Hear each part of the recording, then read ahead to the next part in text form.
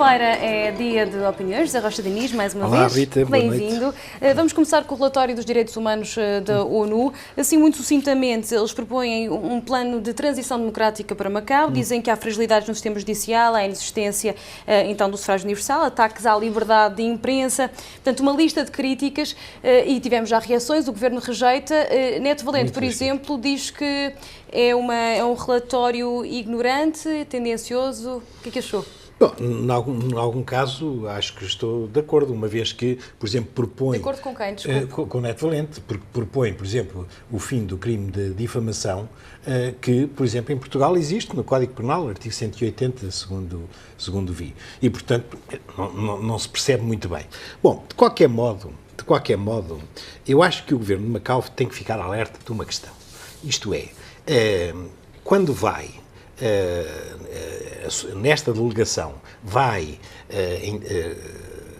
analisar ou vai ajudar a que as Nações Unidas em Genebra de algum modo componham o relatório, tem que ir com gente muito bem preparada, porque realmente passaram-se durante estes anos todos algumas coisas que criam algumas dificuldades ao próprio governo do território. O caso, por exemplo, destes jornalistas, ou que não são jornalistas, destas pessoas que são barradas na fronteira, sem razão aparente e sem explicação muito consistente sobre a matéria. Justificam críticas, são casos que justificam críticas muito fortes. Daí eu dizer que este relatório apresenta assuntos muito diversos, mete no mesmo saco assuntos muito diversos. Alguns deles têm lógica do ponto de vista teórico. Do ponto de vista teórico não há dúvida nenhuma que há fragilidade no sistema judicial. O próprio Presidente da Associação dos Advogados o tem dito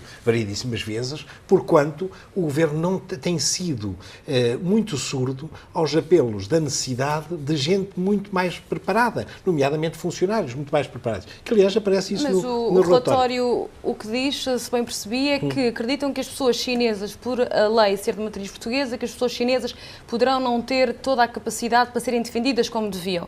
E Neto Valente o que diz é precisamente o contrário, que hoje em dia há um exagero, a expressão que ele usa, um exagero da insistência de que toda a gente fale chinês e, portanto, afastando a lógica do português, e há traduções no tribunal, portanto, ele diz que os direitos estão todos garantidos. Não é disso que eu estava a falar, eu estava a falar da necessidade de funcionários competentes, de mais funcionários competentes. E isto é um assunto que tem sido abordado e que, nos inícios do ano judicial, tem sido apontado por vários. Sim, falta de recursos humanos competentes. No resto, a gente sabe o que é que... Nós aqui temos consciência clara de que o sistema judicial, o grande problema é realmente não haver recurso a mais juízes e até mais funcionários judiciais de língua portuguesa. Não é por serem de língua portuguesa, é por terem conhecimentos, por estarem muito mais, por serem pessoas experientes na matéria, o que ajudaria até os mais novos aqui, locais, a aprenderem. Tem havido sobre esta matéria alguma dificuldade em entendimento e também alguma dificuldade do próprio Governo em prosseguir esta questão. Embora, por exemplo, em Hong Kong, isto é uma matéria perfeitamente sem dificuldade. Mas quando a Florinda Chan tenta explicar estas questões e a questão, inclusive, da democracia, da evolução democrática em Macau, com as características de Macau, com o país dos sistemas, Neto Valente diz também que é preciso perceber Macau e que ele acredita que a Comissão não percebeu o que é que Macau é exatamente. Ela tem a obrigação de perceber se há princípios e valores que são considerados internacionalmente essenciais. É preciso garantir perceber os contextos ou é taxativo? É bom ou não tem? Não é? Há duas teses que não são de agora, não são relativas a Macau e que são de sempre. Há uma tese de que os direitos e liberdades humanos são universais. Pronto, essa é uma tese. Há outra tese de que obriga ou que diz que os direitos e liberdades são universais, mas também têm que atender ao contexto, ao tempo, ao espaço e ao tempo. Eu acho que já se podia ter ido um pouco mais à frente do que se foi. Realmente também penso que o sufrágio universal, que também se tem demonstrado não ser uma panaceia para a resolução dos problemas todos. E veja-se, por exemplo, que mesmo em Macau, os principais problemas que têm aparecido é com deputados eleitos diretamente. Em 1998 houve umas eleições não previstas para substituir dois deputados eleitos diretamente que desapareceram a contas com a Justiça. Portanto, tudo isto requer algum tempo. Acha que a defesa, a resposta à ONU do contexto, das características específicas de Macau é uma resposta válida ou valores são universais e se não são respeitados em todo lado na sua plenitude, a têm minha de ser posição criticados? sobre isto tem sido há muito tempo a mesma. Isto é, enquanto na China, que é o país soberano de Macau, não houver uma influência diferente, não houver uma atitude diferente, claro que Macau tem alguma dificuldade. Mas, apesar de tudo, temos também que ver o que se passa em relação a Hong Kong. O que se passar em relação a Hong Kong nos próximos anos será também muito determinante para o que sucede em Macau. Embora também eu deva dizer que, em 1975, quando Macau começou a ter deputados eleitos diretamente, Hong Kong não teve e, antes, pelo contrário, até protestou muito com esta inovação de Macau. Portanto, vivemos aqui num contexto algo complicado, porque a verdade também é esta, de um momento para o outro,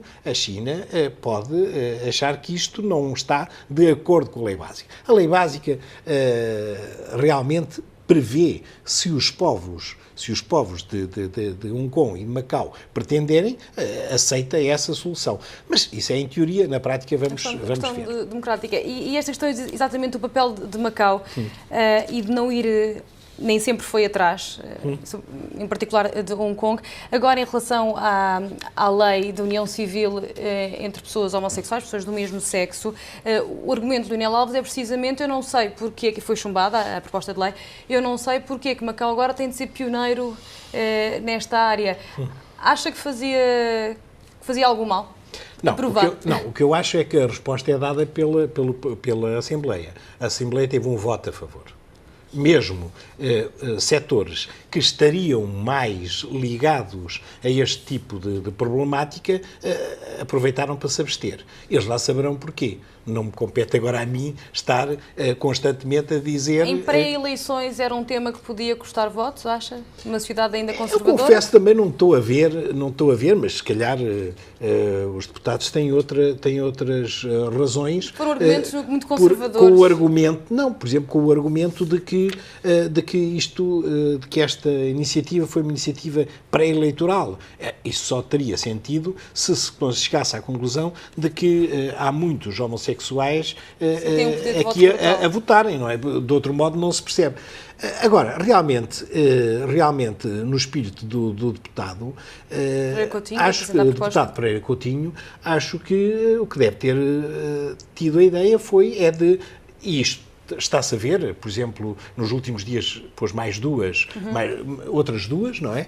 Outros dois projetos de lei e, portanto, a ideia dele é, com certeza, tentar encontrar os sítios, os nichos de legislação onde o Governo tem estado parado. E, nesse aspecto, parece muito importante. Eu oponho-me quando os deputados não apresentam propostas. Mas ele foi acusado precisamente pelos colegas, em relação à lei sindical também, que foi apresentada e foi chumbada, com muito mais votos a favor, no entanto, é verdade. Com 8 votos a favor e com 4 abstenções.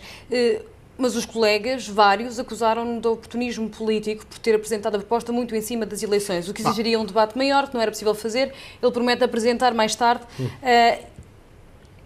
Há aproveitamento político, é importante haver uma lei sindical. É importante haver uma lei sindical. E está mais ou menos dividido, quer dizer, é uma coisa mais cedo ou mais tarde. Mais cedo ou mais tarde, isto é a terceira vez que o deputado Pereira Coutinho avança com esta lei e eu não percebo, nesta altura, qual é a resistência. Aliás, quer nos argumentos para a união dos homossexuais, contra a união dos homossexuais, quer nos argumentos contra a lei sindical. Bom, eu não devo estar aqui agora a tornar-me um deputado a estar aqui a esgrimir argumentos contra eles, mas realmente muitos deles não fazem muito sentido. Não só são conservadores, como mostram uma coisa que me parece inegável, é que julgam que o mundo está parado. O mundo não está parado.